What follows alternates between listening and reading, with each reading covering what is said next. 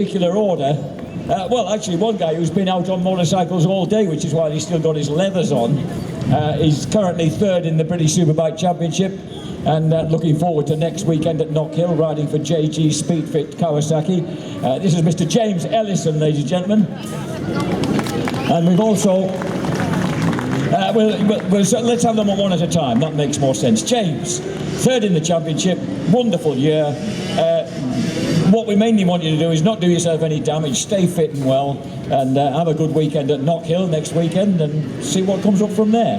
Yeah, well, you say stay fit and don't injure yourself, but I only broke a rib last week at Snetterton, unfortunately. We had a bit of a spill in free practice, so qualifying, sorry, it just started raining, literally just as I set up to brake. It was raining at turn one, caught me out, and we had a big crash. It kind of upset our weekend, because we went into Snetterton leading the championship, and we're now third, so a bit of a bad weekend last weekend, to be honest with you. We still had the pace, but yeah, just a bit of an injury and a technical fault with the bike in race one and race two, and we walked away with 7th place and dropped to third in the championship, so yeah, we're definitely going to have to try and make amends for that at Knockhill. And it's a circuit I enjoy now anyway. I used to hate it, but I've learnt to love it, and we always seem to have a good result there. So there's no particular circuit you actually hate, is there? Or no, do you know what? There's no point. Well, there used to be, and then I realised that I went shit at everyone that I hated, so I had to sort of grow to love the places that I didn't like and ended up going quicker there. So it's all in your head, isn't it?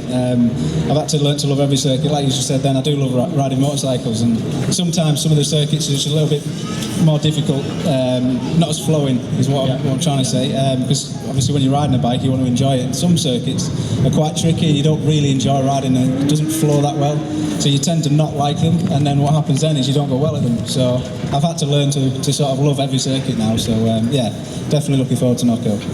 Now look, a man of this fella's experience, you know, he's been European Superstock 1000 champion a couple of times, World Endurance champion, raced in World Supersport and in MotoGP. So you've got to kind of think, is there an ultimate, I know we don't want to get too selective, but an ultimate favourite track that you absolutely adore? Phillip Island, absolutely love it. Okay. Yeah, Phillip Island.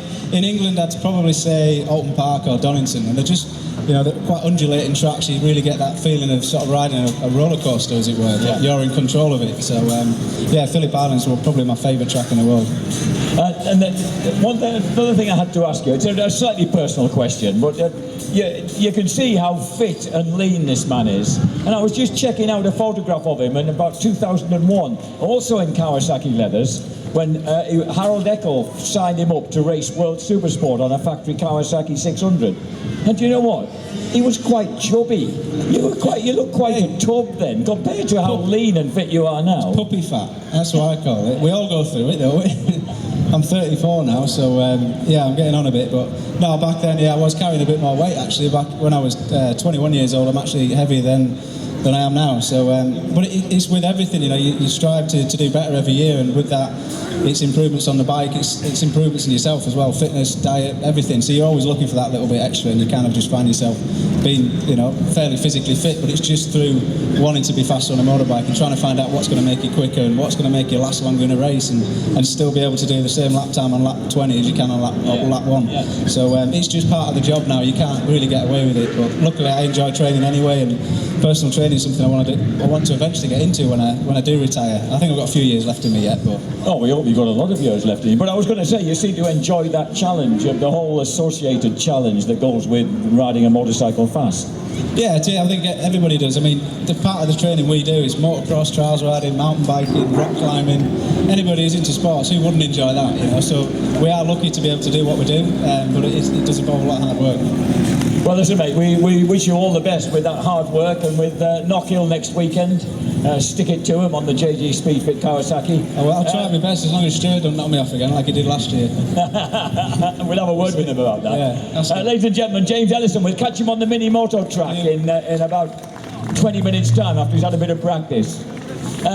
He's just mentioned one of his rivals. I'll tell you what, could you hand over to that little fella there, as you've just mentioned him? This gentleman running actually just behind James Ellison, 4th in the British Superbike Championship at the moment, twice British Supersport champion, ladies and gentlemen, all the way from Hyke, if that's the right way to pronounce it, in Scotland. Stuart Easton, PBM Kawasaki, Paul Bird Motorsport, a man who actually discovered this guy when he was a little tiddly schoolboy motocrosser and got him onto tarmac at the Three Sisters in just outside Wigan up in Lancashire, and has been kind of at your side ever since, really, and a lot of your time on Kawasaki as well. Yeah, that's right. I started off on Kawasaki's in motocross, like you said, and I think of all the years, it's definitely the manufacturer that I've ridden the most. And now you're enjoying. Now, one interesting thing, how long is it since you had a really big prang at the Northwest 200? It was 2011, so yeah, four years ago. Now to us, mere mortals, that sounds like a long time, but I was talking to Mr. Bland, your team coordinator, earlier, and he says that actually it's only now that you're really right back to, due to the extent of your injuries, to full physical fitness, and actually being able to move around on the bike as you want to, and get to grips with the 1000cc superbike again. Yeah, I think it's definitely been a long road back, and I went back to Supersport 600s for a season in 2013, and that was obviously less physically demanding, so that was a good season. And then came back to Superbikes last year, and still even then struggled a little bit physically, and progressed through the season, and this year we've carried it through, and I'm feeling a lot better this year and feeling good on the bike. One of the downsides that we were also discussing earlier, ladies and gentlemen, he has a small son who's 5 years old now, and Finlay is extremely put out of the fact that his dad isn't bringing home trophies every weekend like he used to do in 2013. So, Stuart, you've had the problem of explaining to him that life's a little bit different this year. Yeah, it's not easy to explain to a 5-year-old. It's harder in Superbikes as it is in Supersport, but yeah, he's definitely looking for these trophies to come back. And what did he tell the team to do with your bike? He asked. Well, he told them to put loads of petrol in. For some reason, he thinks putting more petrol in makes it go faster. So, but yeah, put loads of petrol in your bike and no petrol in Shaky Burns' bike. That was the secret. So what's obviously what your main aim is to do is to get into that top 6, which, strange enough, Stuart's never actually got into a showdown yet in British Superbikes. He's finished 7th and been the British Superbike Cup champion. So this year that main aim is to be in that top 6 for the showdown. Yeah, it's obviously it's such a big part of the championship now, is this top 6 showdown cut-off point, and I'm 4th at the minute, and I think I'm 18 points behind James. So if I can, tag on to Shaky and James and Brooksy and try and get dragged along with the front 3 or 4 and get into that showdown, and then after that we'll just see what happens after that. You slightly make it sound as if you don't belong there, whereas to most of us here, you do belong there. When you say dragged along. Yeah, I mean, it's I just like to keep quiet really, and try and be consistent and just get on with the job, and hopefully come the cut-off point we can surprise a few people. That would be good if you could get to the cut-off point and then swing the surprises. Stuart Easton, ladies and gentlemen, PBM Kawasaki. All the best, Stuart, for the rest of the season. You can see that some of the... That wasn't me. Is that you, Wesley? I think Mr. Westmoreland's responsible for this. Let's get him over here quickly. The second JG Speedfit Kawasaki rider, James Westmoreland, ladies and gentlemen. A man who was twice runner-up in the British 125 Championship, as I mentioned earlier, and still holds the 125 lap record at a fair number of British circuits, which shows that he must have been on it when he was on a 125. And also, of course, you finished 3rd and 2nd in British Supersport as well. Yeah, we had a good run in 125s and Supersport as well, so we never quite were in the position to win a British Championship, but we've been pretty close, and yeah, we had some good years. And tell me, what was the biggest challenge you faced when you moved into the Superbike arena? Difficult, really, to say. I had a really good bike. I was with Rob Mack's team, so that was probably the hardest thing, riding for Rob. Honestly, he was quite a tough team boss, and it was difficult. But it was mainly the step up, but I found it quite easy in a way because the MR was quite a good bike to jump onto. But yeah, there was some difficulties, but all in all, it wasn't too bad. And how have you found this year? You've moved on to a ZX10 Kawasaki with them. You've mentioned interesting that he should mention team bosses there, James. Mark Smith Halverson then. What's he like as a team boss? Yeah. A man who's big in the city of London. Yeah, Mark's mega. He's ever so fair and straight, that's the main thing. When somebody's straight, you know where you are, and he's mega to ride for, and he does everything he can to give us what we need, And what's the state of play with the ZX10? How have you found moving on to the Kawasaki? Yeah, all in all, very good. We haven't found the final bit, but in general the feeling is good. For sure we've got more work to do, and we need to be a little bit closer, but the team are doing that at the minute to make everything better, and we'll go to Knockhill in stronger shape. Okay, well, listen, we know you've got to get off and practice on the mini. Have you ridden mini moto before? Is it something in your CV? Not really, no. Many years ago I had a little go, but not since. You were mainly a motocrosser as a kid, weren't you? Yeah, I still do a lot now. I was out on my 450 yesterday, and I still love riding motocross, and I get a massive buzz from it. Can I just ask you something? Are you strong? You know how some of these guys still somehow look about 15 when they're actually in their late 20s. But are you strong enough for the 1,000? How do you keep yourself fit besides motocross, which Jonathan Ray says is an excellent way of keeping yourself fit? It's quite strange, really, because I'm one of the smallest riders on the grid. But for sure, I feel really strong on the bike, Even at the end of a race, I feel like sometimes I have an advantage over the people I'm racing with, which is strange because for my size, I probably shouldn't have, But for sure, riding big 450 motocross bikes, it does help. And honestly, they're probably harder to ride than a superbike, Really? Oh, well, that's a good thing. Then step onto the easier thing on the tarmac. Oh, well, that's it then. You're all settled for Knockhill. Have a good weekend next weekend. Cheers, thank you. James Westmoreland, ladies and gentlemen, for the JG Speedfit. Incidentally, I've noticed that I mentioned the ZX10 Kawasaki. He's currently running first and second in the World Superbike Championship, running first and third in the British Superbike Championship. And in fact, if you look through, the 25 riders have scored points in the British Superbike Championship so far this year, and 11 of them are mounted on Kawasaki's. That's a virtual 50% hit rate for the ZX10. So it's obviously, there's something right about that bike. And where's Ben? Has he disappeared? Oh, he's here. Ladies and gentlemen, a man who has predominantly been a superstar of British Super Sport, spent last season in British Superbikes, but is back with Gearlink Kawasaki on the 600 this year. All the way from Lincoln, ladies and gentlemen, please welcome Gearlink Kawasaki even, Ben Wilson. A former, now there's so many of these guys start off-road.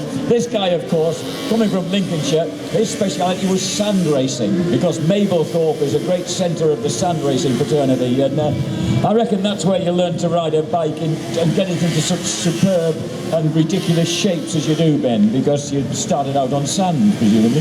Yeah, I think so, to be honest. It's never in a straight line when you're riding on the sand, so obviously jumping on a road bike, it's never in a straight line now, so... And that's how you feel comfortable? Yeah, to be honest, if it's too smooth, then I feel like I'm going slow, so I like to have it out of shape everywhere as much as I can. We like it because it looks like you're going fast. Now, you've stepped back into Super Sport, a championship that you missed by a single point about 3 seasons ago, and until last weekend, you were running consistent top 5 again straight away. You're going to a track next weekend that you absolutely love, Knockhill, so you must be feeling fairly confident about that place. Yeah, I'm looking forward to getting back to Knockhill. It's one of them circuits which seems to suit my style more than, some other tracks like Snetterton has never been a strong circuit for me. So obviously going back to Knockhill, I'm looking forward to that. And, it's a long way to go to not come home with any silverware. So I'll definitely be trying this weekend, and hopefully we can pull a result. I'm intrigued by the fact that what Ben's actually borrowed his grandma's Ford Fiesta to get here today. And I wonder, what's your mode of transport going to be to get somewhere north of Edinburgh? next weekend? I should just be going to my motorhome then. So yeah, we're looking forward to doing that, not in the Fiesta. Oh, is that a gentle tread then? What sort of mileage per hour do you do in the motorhome? As fast as it'll go. Does it run on chip fat like the old Fiesta? He used to have a Ford Fiesta called the Beast. It was fabled for a very economical runaround. But you shouldn't have got rid of it really. If you've only got the camper now to drive around in, or your grandma's Fiesta. No, you know, I'm sponsored with a van and everything, but it's got my motocross bikes in from yesterday, and I didn't want to bring them today, so yeah, I just borrowed that today. But yeah. Oh, so you were out on a motocrosser yesterday as well? Yeah, I got a little bit. Yeah, I went out on the bike yesterday and got a little bit excited and smacked my wrist, so I thought I'd best stop. You don't go out with Westy, do you? No, I went out with him yesterday. I was going to go to that track, but I ended up going somewhere different. Okay, what, you mean you egg one another on a bit too seriously if you get together? Well, listen, mate, we wish you all the very best next weekend. Kiel in Kawasaki, all the best at Knockhill. For Ben Wilson, ladies and gentlemen. Now, those four lads have got to go and get themselves acquainted with the mini moto machines, because strangely enough, we've got one of our other guests, the only one of these guests that we've got who actually has a background in mini moto is not actually taking part in the mini moto setup here. But I would like to I'll tell you what now, let's change tack and go on to road racing, because we've got someone who became one of the most popular men in the United Kingdom and beyond a couple of weeks ago by returning to the winner's circle on the Isle of Man after what he described earlier as 5 horrible years suffering persistent leg operations and sorting out a bad leg break. Please will you welcome from PBM Kawasaki, Ian Hutchinson, ladies and gentlemen. This is a guy who started out from the age of 17 until 21. He was a road bike. He just had a bike on the roads like you guys. He didn't, you know, he never went and raced. He used to go across to the Isle of Man, and he was telling me that you could go up the mountain and then you could take a shortcut through Laxey and then go back up the mountain again flat out. So he and his mates just got to know the mountain very, very well, but not the rest of the course. But then he went and raced there in 2003 in the Banks Newcomers, set a lap record at 116 miles an hour and won the race without really knowing where you were going. You just treated it like a road. I think that's fantastic. Yeah, a bit different to nowadays, where they go out and do about 100 laps in a car and watch onboard videos and play the computer game and everything. I just went out there for some fun and never really expected to get any results. It was just keeping away from the roads, on public roads more than anything, and doing a little bit of club racing, and then got drawn into the Manx, and it all led from there. Whose idea was it to go and do the Manx then? You'd been over to visit the TT and have a ride round on your road bike, but whose idea was it to go and do it? Well, there were 4 of us who used to go out on road bikes every weekend, and then 3 of us started club racing together, and one of them, Craig Atkinson, he went and did the Manx in 2002, and he did quite well. He finished 4th, and I knew I was better than him, so I wanted to do it then, and yeah, it just kind of led into that. But I was trying to do the British Superstock Championship as well, and didn't have any money to do it, and I was like struggling around trying to do that on a Suzuki GSX R1000, and at the Manx you're not allowed to ride anything more than a 750, so I ended up entering the race but didn't have a bike to ride it in. And then as it came to about 2 weeks before it, one of the guys that we used to ride on the roads with had a CBR 600 road bike, so I borrowed his road bike and put a race fairing on it, and that was it. It was just a totally bog standard road bike, and went and won the Manx. So.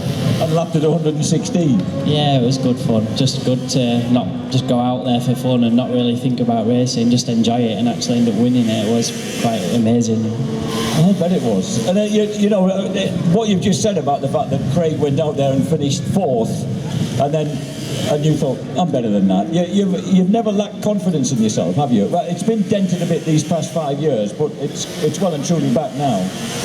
Yeah, I mean, when I'm enjoying myself, I feel like I can do an awful lot with a motorbike, you know. And this year, the races out there, I felt like I was riding better than I've ever ridden. And it's really strange after 5 years of not racing with my leg. And obviously last year I had a pretty dismal year riding the bikes I was riding. I wasn't enjoying myself, and then this year I've enjoyed every time I've been riding my bikes, and put a lot of effort into it and kept myself fit and done as much riding as I could in the winter and tried to do some off-road riding again, and it all just clicked. And when I get in that kind of frame of mind at the TT, I will take a bit of stopping.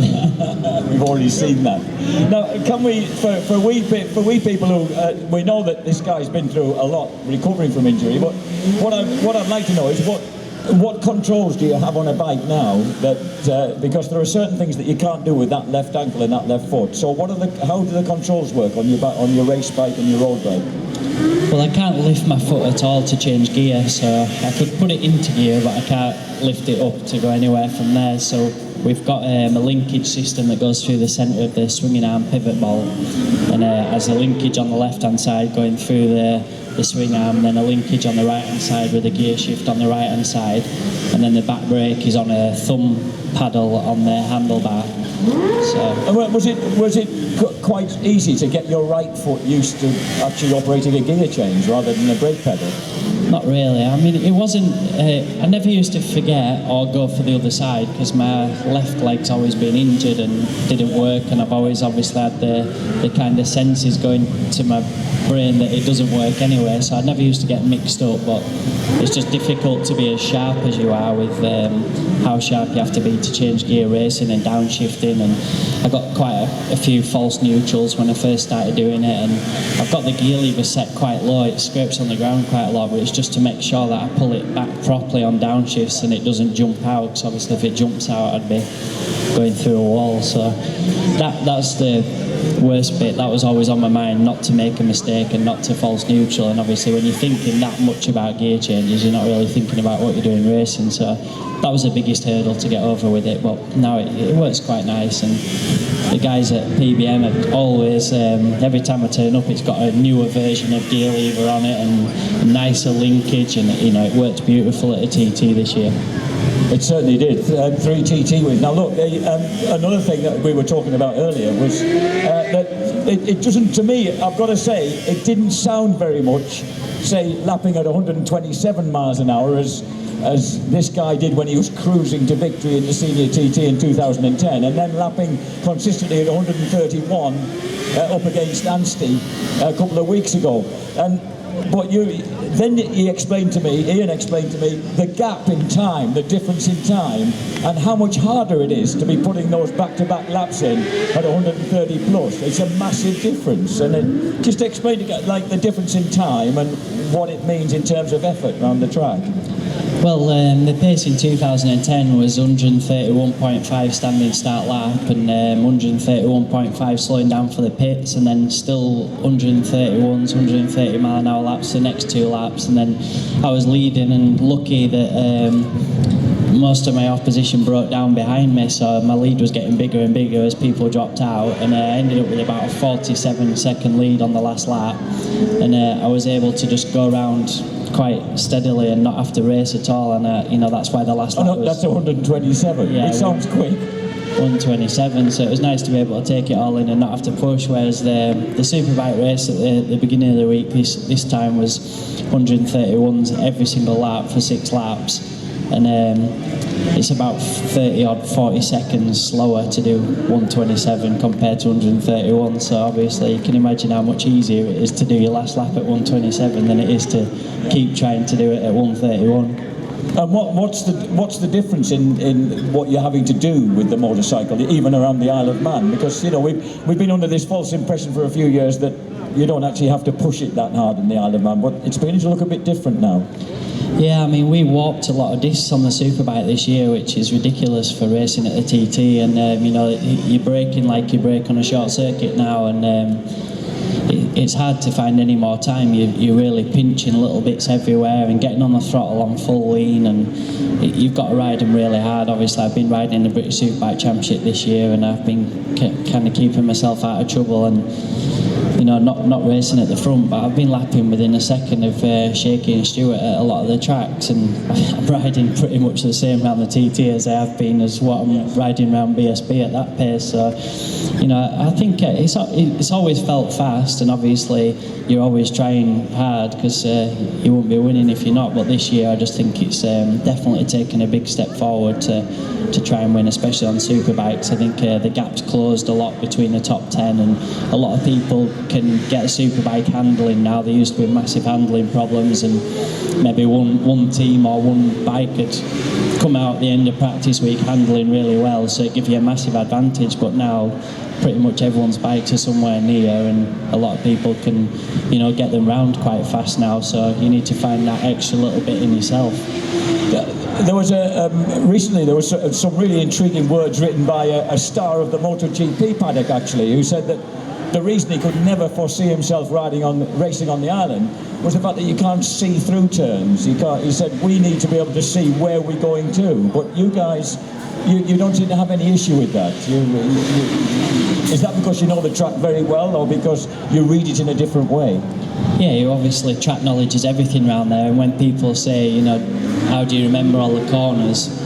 We actually remember a lot more than all the corners. We have to remember an awful lot of sections of tarmac, and you sometimes have to take a different line to where you would actually want to be because there's a bump or a manhole cover or something that's, you know, not the ideal line, and there's a lot more to it than just knowing your way around. But obviously once you do know your way around, then you start planning corners from 3 or 4 corners back to get the most out of the last corner of a section, which might be onto a straight or something. So it's just something you gain with experience all the time. And you know, I sat on a banking at Westmoreland in 1997 and had a pack of 6 beers and watched the senior race there, and John McGuinness was racing in the race on a 500 Grand Prix bike, and I had absolutely no intentions of ever racing at a TT. I was happy sat on the banking with me cans of beer and my friends, and more thinking about what I was going to do on the night out in Douglas that night. And now I'm racing against John, you know, and it just proves the experience over the years. You know, I think once you get to the top level at the TT, it doesn't go away very fast, and there's occasionally 1 or 2 will come through, but you know, it's always the old guard eventually. And you're becoming a member of the old guard, with all due respect, at a mere 35. Seems that way, but I mean, something you should be really proud of at the TT. Oh, indeed, yes. Well, listen, we're looking forward to seeing Hutchie is actually going to do the British Superbike round at Thruxton for PBM Kawasaki to warm himself up from the Ulster Grand Prix. So we'd like to wish him all the best for the rest of the year, and to thank him really for the excitement of the Isle of Man. It was marvellous to see you back. Ian Hutchinson, ladies and gentlemen. Thanks very much, mate.